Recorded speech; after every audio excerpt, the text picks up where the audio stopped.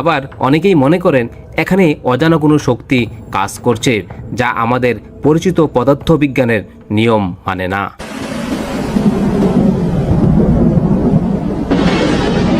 এমনকি হারিয়ে যাওয়া আটলান্টিস সভ্যতার কোনো গোপন শক্তি এখানকার রহস্যের পেছনে থাকতে পারে বলেও ধারণা করা হয়।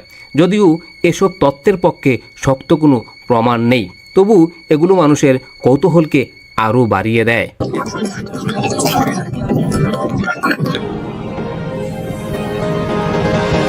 তাহলে আসল সত্যটা কি?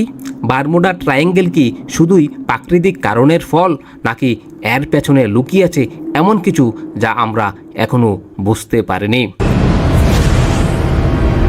হয়তো প্রযুক্তি একদিন সব প্রশ্নের উত্তর খুঁজে বের করবে, কিন্তু এখনো পর্যন্ত এই জায়গাটি আমাদের কাছে এক অমীমাংসিত রহস্যই হয়ে